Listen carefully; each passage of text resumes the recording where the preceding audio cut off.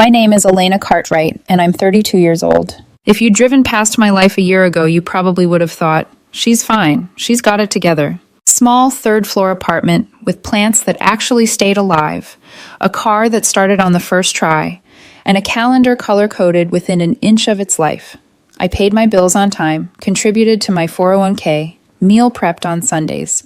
I knew how many ounces of detergent my washing machine liked, and the exact day my rent auto-drafted. It wasn't glamorous, but it was stable, predictable, mine. And for a while, I thought I was building something real with someone inside that stability. His name was Caleb Foster, 34.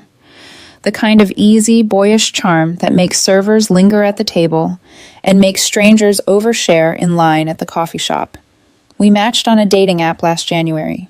His profile said he worked in finance, liked hiking, could cook exactly 3 things well, and had an embarrassingly strong opinion about old movies. We messaged for a week, then met up for tacos and a black and white film at a tiny indie theater downtown. It was easy. Effortless conversation, shared jokes, that floating feeling when you realize you're not mentally calculating your escape route after 15 minutes. By March, it felt like we were something. We spent most weekends together. He kept a toothbrush in my bathroom and a hoodie on the back of my desk chair. My friends met him. He laughed at their teasing. They approved of his manners. We talked about taking a trip in the fall, a cabin somewhere quiet maybe, where the Wi-Fi was bad and the stars were good. We had the talk in late March. I remember because I'd rehearsed it in my head like a presentation. We were on my couch, pizza box open, some movie half playing in the background. My heart was pounding louder than the soundtrack. So, I'd started, pretending to care very deeply about the pepperoni slice I was holding. What are we doing? Like, labels-wise? He'd glanced over, mouth tilted up in a small smile. You tell me, he said. What do you want? I want to date you, I'd said, forcing myself not to soften it. Like, actually date you. No seeing each other casually with a million other people in the background. If that's not where you're at, I'd rather know. He'd held my gaze for a beat. Then he smiled wider, reached over, and intertwined our fingers. Okay, he said. You're my girlfriend, Elena. If the label helps you feel secure, then yeah, you're it. It was such a small sentence, but it rearranged things in my head. I exhaled a breath I didn't know I'd been holding. The tense knot in my chest loosened. For the next few months, I lived as if that sentence were a contract. By early summer, though, little things started to shift. Nothing dramatic at first. Texts took longer to get replies. Plans we'd made weeks in advance suddenly got "work is insane" or "I'm wiped, can we rain check?" attached to them. He'd go quiet for a day or two, then pop back in with a casual, "Sorry, crazy day," as if my anxiety hadn't been pacing the floor in the meantime. When I asked if everything was okay, he'd sigh and talk about burnout, pressure at work, needing space to decompress. I don't want to dump all my stress on you, he'd say. You're the best part of my life right now. I just need to get my head straight. Everyone says relationships go through phases. Not everything can stay in the honeymoon glow, right? That's what I told myself. I wanted to be understanding, the kind of girlfriend who didn't freak out every time he needed a night to himself. I ignored the way my stomach tightened every time his need for space lined up a little too neatly with Friday nights. 3 weeks ago, the illusion cracked. We were supposed to have dinner that Saturday. Nothing complicated. I'd cleaned my apartment, changed my sheets, even made a reservation at his favorite Italian place as a surprise. I was halfway through setting the table when my phone buzzed. Caleb, hey, I'm really not feeling well. Think I'm coming down with something. Can we reschedule? I stared at the message, disappointment flaring and then flattening into something dull. Me, I'm sorry you're sick. Get some rest, okay? We can do it another time. He sent a sad face emoji and a heart. I put the plates back in the cabinet, canceled the reservation, and told myself this was what grown-ups did. They were flexible. They took people at their word. At 9:12 p.m., my phone buzzed again. This time it was a text from my friend, Nolan Briggs. Nolan doesn't do casual small talk over text. His messages are usually either memes or emergencies. This one was a photo and 3 words. Is this your guy? The photo was from Hendrix, a bar downtown.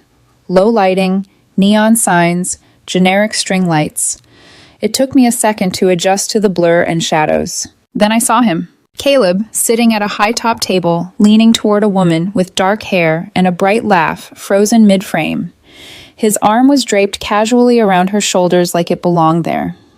She was turned toward him, her hand resting on his thigh, their heads close enough that they could have shared the same breath. My entire body went cold, the kind of cold that starts in your ribs and radiates outward, like someone opened a door in your chest and winter walked in. I zoomed in just to make sure my brain wasn't inventing things.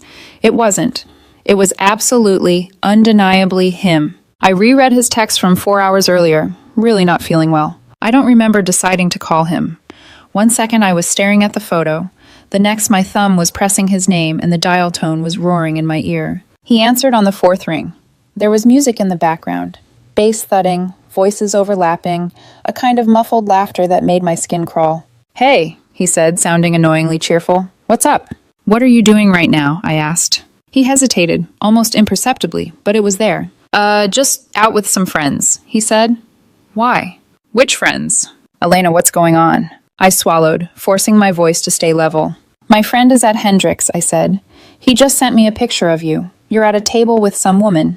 Your arm is around her. So I'll ask you again, what are you doing right now?"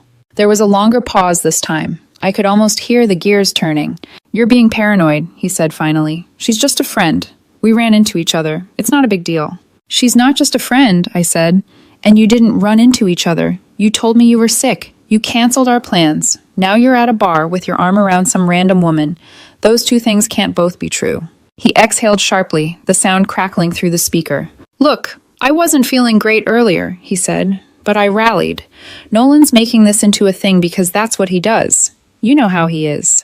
"Nolan sent a photo," I said. "There's no angle here. There's just reality." Another beat of silence. The music in the background swelled. Someone laughed too close to his phone. "Fine," he said.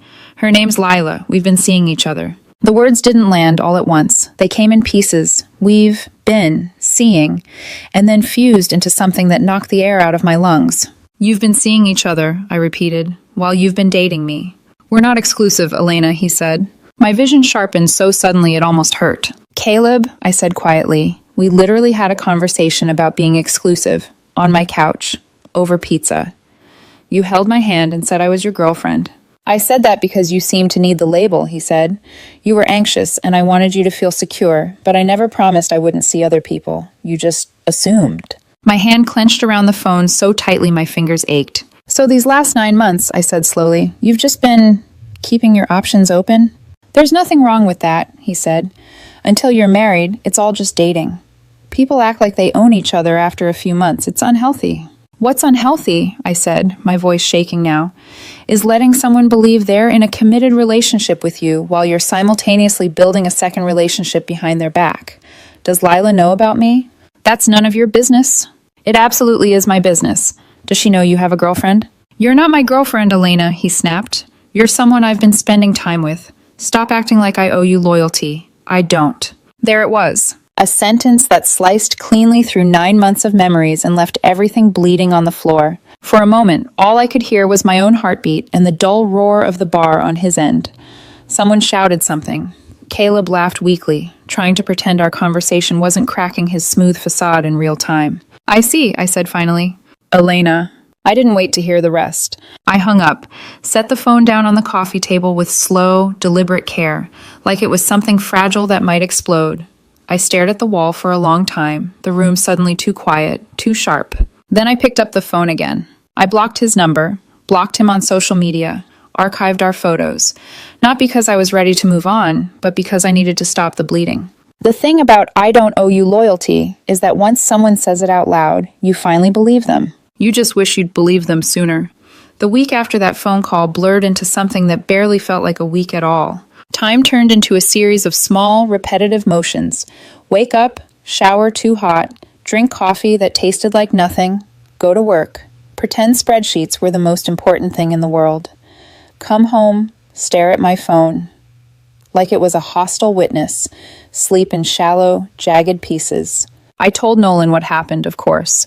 He came over the next day with takeout and the kind of furious energy only a protective friend can summon. I knew I didn't like his face, he said, pacing my living room with a carton of lo mein in his hand. It's a very punchable face. I stand by that. You liked him fine, I said dully. I tolerated him for you. That's different. He put the food down and sat across from me. You know this isn't on you, right? I nodded because that's what you're supposed to do when people say things like that. Half of me knew he was right. The other half replayed every moment I'd ignored my gut and tried to be understanding. I blocked Caleb everywhere, and he made it disturbingly easy to stay blocked. No frantic attempts to reach me, no grand gestures at my door, no flowers or apologies, just silence. It was like he'd flipped a switch and moved on to whatever version of his life didn't include me. The absence stung more than I wanted to admit. Being replaced hurts. Being discarded without a second thought carves anywhere there's skin. A week later, I was on my lunch break, scrolling mindlessly through my phone when Nolan's name popped up again. This time it wasn't a picture, it was a link. Before you open it, his text read, maybe sit down. I was already sitting, but my hand still trembled as I tapped the screen. The link opened Instagram. The post loaded slowly, my signal dragging its feet like it knew this was going to be bad. It was a close-up shot of a hand. Perfect nails, soft lighting, a diamond ring catching the light just right. In the background, blurred fairy lights, a restaurant table, someone's out-of-focus grin. The caption read, "She said yes. Can't wait to spend forever with you." Tagged in the photo, at Caleb Foster and at Lila Designs. I didn't need to click through to recognize the woman from the photo at Hendrix. Lila, the one he'd been seeing. I stared at the ring for a long time. Long enough that my screen dimmed and I had to tap it back to life. 3 months, maybe a little more, depending on when he'd decided I was just someone he was spending time with, and she was the one worthy of a proposal. 3 months from, we've been seeing each other, to forever. My stomach twisted. Part of it was pure acidic jealousy. He was giving her the version of commitment he'd dangled in front of me like a carrot. Part of it was something uglier. A nauseous understanding that he'd built that engagement on a lie. He'd asked me to be in a committed relationship while he was shopping for a wife. I clicked into Lila's profile. Her grid was all soft aesthetics, coffee shops, design work, sunsets, shots of Caleb's jawline while he pretended not to notice the camera. The captions were full of things like, my person and home isn't a place, it's you. The oldest couple photo I could find went back about 3 months. Which meant that right around the time I thought we were hitting our 9-month stride, he was onboarding a new girlfriend and planting her into his future like a flag. Nolan texted again. You okay? I didn't answer at first. I sat there with my plastic fork suspended over my salad, my appetite evaporating. Somewhere between my ribs, something hardened. This wasn't just about me anymore. Lila had no idea who she was saying yes to. She was planning forever with a man who could look someone in the eye, call her his girlfriend, then turn around and build a parallel life with someone else.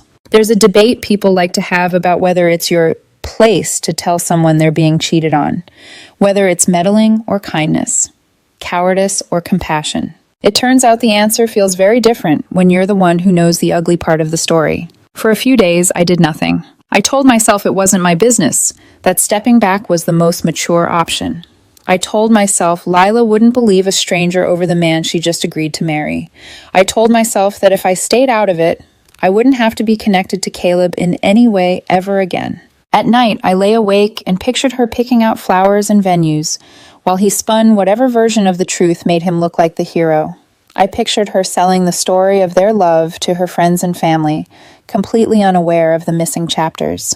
The last straw wasn't the engagement post. It was what came after. 2 days later, she posted a photo of them at dinner, her ring tilted toward the camera, his arm around her, both of them smiling like the world had finally arranged itself correctly. The caption read, I always knew you were different. You've never once made me doubt you. I stared at that line until the words blurred. Then I opened my browser and created a new Instagram account. No profile picture, no real name, just an empty shell with a single purpose. I went to Lila's account, tapped message, and sat there for a full 5 minutes, fingers hovering over the keyboard. Finally, I typed, Hi Lila, you don't know me, and this is going to sound insane, but please read this before you block me. I deleted it, started over. Hey Lila, congratulations on your engagement.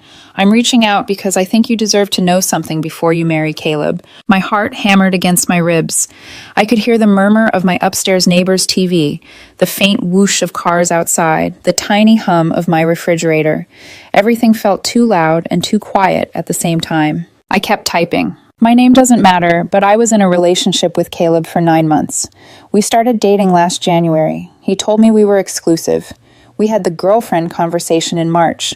I only found out about you when my friend sent me a photo of you and Caleb at Hendrick's bar. The same night he told me he was sick and canceled our plans. My thumb hovered over send. I forced myself not to think about how Caleb would react if this got back to him. Instead, I thought about that caption. Never once made me doubt you. I'm not trying to ruin your engagement, I wrote. I just think you should know he let me believe I was in a committed relationship up until about a week before your proposal. If you want proof, I have texts and photos with timestamps, including a conversation where he admitted he'd been seeing someone else while with me.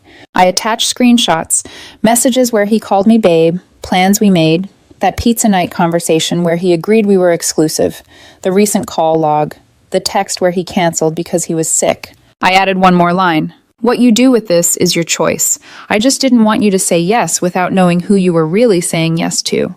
Then I hit send. For a second, nothing happened. The message sat there, marked as sent, not yet seen. I logged out of the burner account, turned my phone face down on the table, and went to take a shower so hot it turned the bathroom into a fog bank. By the time I came back, there was no reply. Her profile was private now. A few hours later, the engagement post was gone.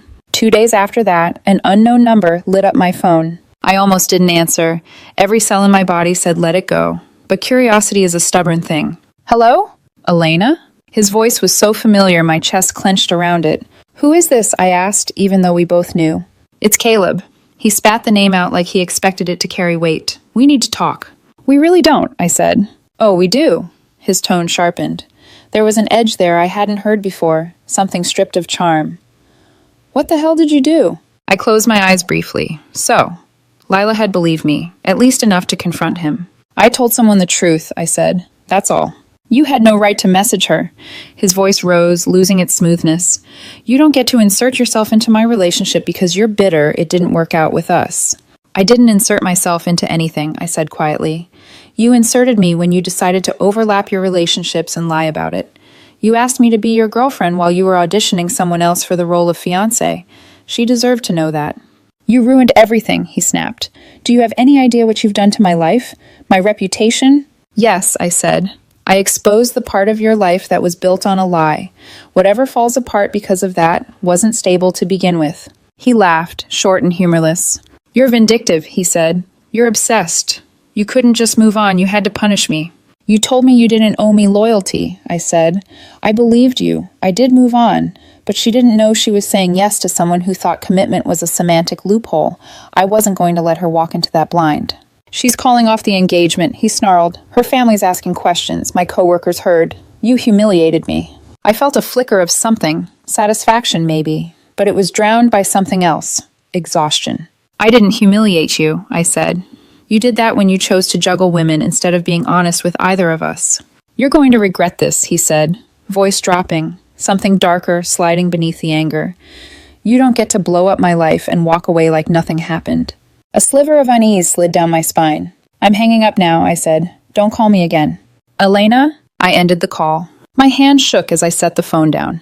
I stood there in my kitchen, listening to the hum of the fridge and the pounding of my heart, trying to decide if I'd just done something brave or catastrophically stupid. Maybe both. What I didn't know then, what I couldn't have known, is that for some people, the truth doesn't just sting.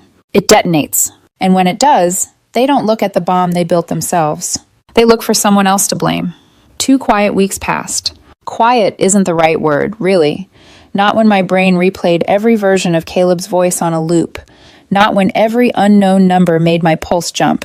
But he didn't call again, and Lila didn't message me. And for a moment I let myself believe that the worst of it, the betrayal, the unraveling, the confrontation, was over. I should have known better. It happened on a Tuesday, late enough that the building had settled into its usual nighttime hush. My apartment is old, the kind that makes noises the way a person exhales in their sleep. I'd gotten used to those sounds years ago. But at 11:47 p.m., the sound that woke me wasn't my pipes or the wind. It was pounding. Heavy, frantic knocking that rattled the metal frame, each hit a little more desperate than the one before it. I froze. Every instinct in my body went tight, every nerve screaming one word, Caleb. I grabbed my phone, ready to call 911, and crept toward the peephole. My breath caught when the distorted silhouette on the other side shifted. Not a broad, familiar masculine frame. A smaller one. Shaking. slumped, crying. Lila. Mascara streaked down her cheeks like ink dragged through water. Her hair was a mess, her coat half-buttoned like she'd run out of her apartment with shaking hands. She kept glancing over her shoulder as if someone, one specific someone, might have followed her. I didn't open the door immediately. For a full 5 seconds, I just stood there, forehead pressed to the cool metal, torn cleanly in half. One part of me, the logical, self-preserving part, said, "Don't open it. This isn't your business. Whatever this is, you don't owe her anything. You've already been dragged through enough." The other part of me, the human part, saw a terrified woman alone in the hallway and couldn't pretend she didn't exist. Against better judgment, I unlocked the deadbolt and opened the door. She slipped through like she expected someone to grab her ankle. I shut the door behind her and only then really saw her condition. Her hands were trembling violently. Her breathing came in short, uneven bursts. She hugged her arms around herself like she was trying to hold her own ribs together. "Lila?" I said softly. What happened?" She didn't answer right away. She stared at my floor like words were too slippery to grasp. "I'm sorry," she choked out finally. "I know I shouldn't be here. I know it's late. I didn't know where else to go." "What happened?" I repeated. She lifted her head, and for the first time I saw fear. Not the mild, anxious kind, but the bone-deep kind that turns people hollow. "It's Caleb." Of course it was. What did he do? Her phone was already in her hands. She unlocked it with shaking fingers and turned the screen toward me. Dozens, literally dozens of messages filled the thread. Caleb's name at the top. The timestamps. From earlier that evening, then escalating rapidly. The tone, unhinged. He called her every name in the book, accused her of humiliating him, said she'd made a fool of him in front of coworkers, family, people who respected him. Said she'd regret ever thinking she could walk away. "I didn't even say anything to anyone," she whispered. I confronted him. I asked him why he lied, why he thought it was okay to propose to me when he wasn't done with someone else. He said I was dramatic. He said you were crazy. He said he only dated you because he felt sorry for you. My jaw clenched involuntarily. "And then," she continued, voice breaking, "he started yelling, like really yelling. He said I ruined his life, said I destroyed his reputation. He's been sending these messages for hours." I pressed my lips together, scanning the texts. He didn't just sound angry. He sounded volatile, uncontrolled, dangerous. And then she showed me the part that made the hair on my arm stand straight up. "He came to my apartment." Her throat tightened around the sentence. "He kicked my door, screamed. My neighbors heard everything. One of them threatened to call the police. That's when he finally left." I felt a cold, creeping dread slide into my stomach. "Lila, did you call the police yourself?" "I can't," she said instantly, shaking her head hard. "They'll think I'm overreacting. And what would I even say? My fiancé is mad at me because he lied to me? I don't know what they'll take seriously. If he's threatening you and showed up at your home, that's more than enough." "No, you don't understand," she whispered. "There's more." She scrolled up, higher, past the engagement messages, past the cheerful ones, past the ones where he flirted and joked, past what looked like the normal courting stage. Higher, until suddenly the tone changed, and my breath left my body. "Are you telling me this was happening before he proposed?" I asked. She nodded, tears spilling again. "He started getting jealous, possessive. He'd tell me what to wear, who I should unfollow. He'd get angry if I didn't respond fast enough. At first I thought it was just intensity or insecurity, but then he started saying things that scared me, that he wouldn't let me go, that he couldn't lose me, that he'd fix things if I tried to leave. And you still said yes to his proposal." "I was scared," she cried. "He had this moment where he was sweet again, calm, apologetic, and then he proposed in front of my family and I panicked. I thought saying no would set him off in front of everyone. I thought I could figure it out later. I didn't know what else to do." I ran a hand down my face, frustration knotting behind my ribs. "So you weren't playing both of us," I said slowly. "You were using me as an escape route." Her silence was the answer. I backed up a step without meaning to. "You put me in danger," I said quietly, without telling me. "I know," she whispered. "I didn't think he'd go after you. I didn't think—" "That's the problem," I said. "You didn't think. You made choices that affected people who had no idea what you were pulling us into." She broke then, collapsed into sobs so hard her entire body shook. "I'm sorry," she said over and over. "I'm so sorry. I didn't know how to leave him. And then you messaged me, and the truth came out, and now everything is exploding." I let her cry. Not because I forgave her, not because I understood, but because grief has to go somewhere. Eventually, I asked the only question that mattered now. "What do you want me to do, Lila?" She lifted her head, tears smudging into her makeup. "I need help," she whispered. "I don't have anyone else. My friends think I'm exaggerating. My parents said maybe I misread him. I need support. I need someone to help me navigate this because I'm scared of what he'll do next." "No," I said softly. She blinked. "What?" "I'm sorry you're scared. I'm sorry you're dealing with someone dangerous. I genuinely am. But I can't be part of this. This is bigger than me, bigger than you, bigger than anything I'm qualified to handle." Her face crumpled. "Please." "I can't," I repeated, firmer. "I can't be the person you run to when he spirals. I won't be pulled back into Caleb's orbit. Not again." She looked crushed, but I wasn't done. "What I can do," I said, "is tell you the only step that matters now." I walked to the door, opened it. "You need to go to the police. Tonight. You need to show them everything. Every message, every voicemail, every time he showed up. You need a restraining order, and you need a therapist who can help you understand why you stayed, why you ignored the danger signs, why you thought dragging someone else into this would protect you." She stood slowly, wiping her face with the back of her hand. "I really am sorry," she whispered. "I believe you," I said, "but sorry doesn't fix the situation. Only action will."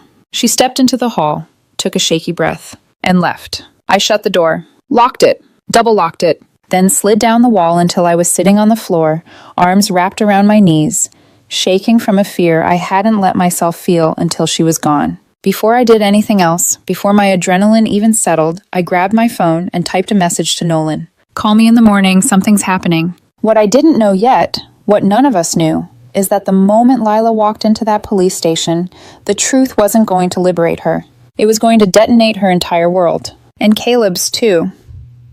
The next morning, my phone rang before I'd even finished my first cup of coffee. Unknown number. For a moment, my stomach dropped. I thought it was Caleb. But when I answered, the voice on the other end wasn't angry. It was calm, professional. "Ms. Cartwright, this is Detective Harris with the precinct downtown. Are you available to speak for a few minutes?" I stood up so fast my chair scraped against the floor. "Yes," I said, "of course." The detective cleared her throat gently, as if preparing me for something serious. "We received a report last night from Ms. Lila Moreno. She listed you as someone who could corroborate certain details about Mr. Caleb Foster's behavior over the past few weeks. Would you be willing to answer a few questions?"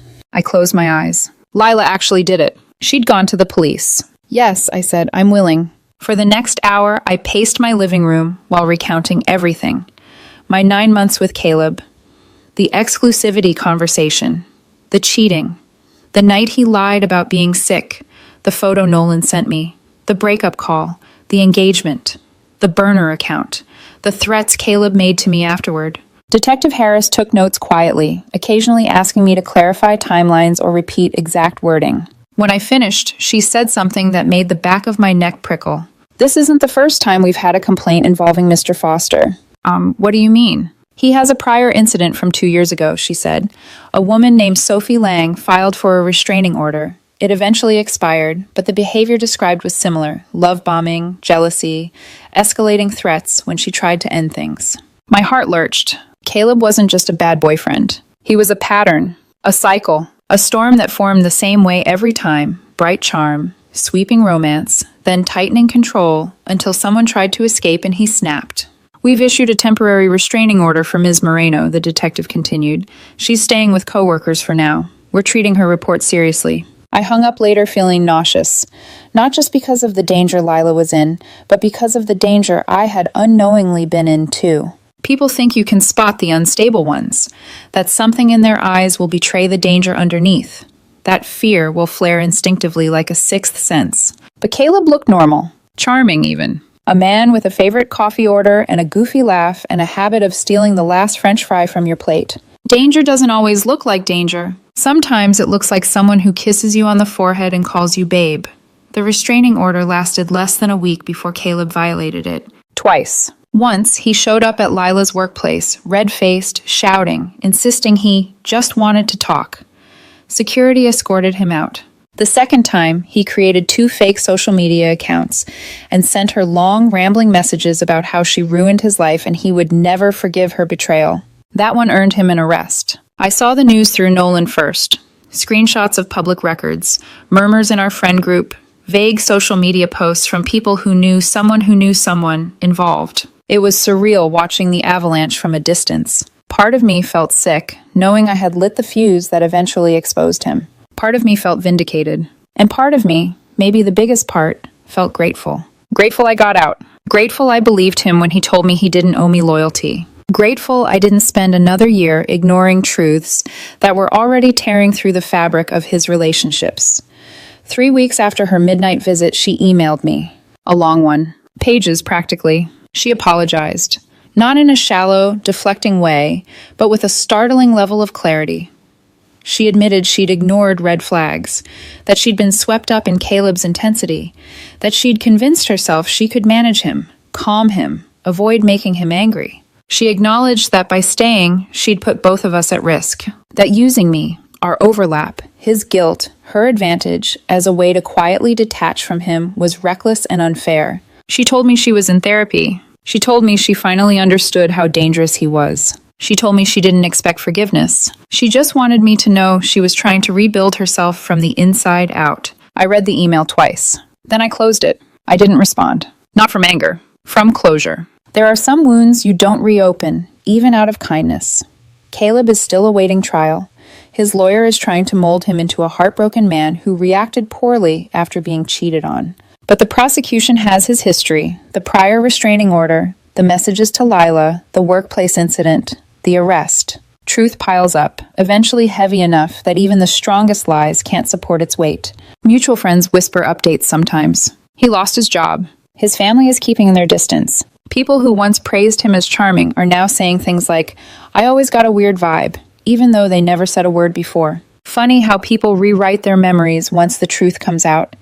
It's been 3 months since I opened my door to find Lila falling apart on my doorstep. 3 months of learning how to sleep without checking my locks twice. 3 months of reorienting myself to a version of the world where danger isn't always loud.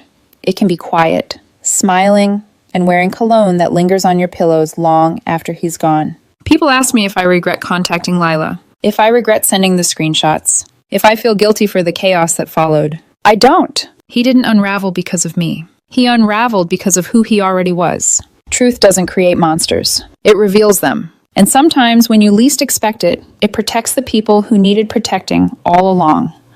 I learned something else too. If someone tells you they don't owe you loyalty, believe them. They're telling you exactly who they are and exactly how they will treat you the moment things get complicated. And when things inevitably do get complicated, those are the same people who will show up at your door at midnight, red-eyed, terrified, asking for help from the loyalty they claimed they never had to give. I feel sympathy for Lila.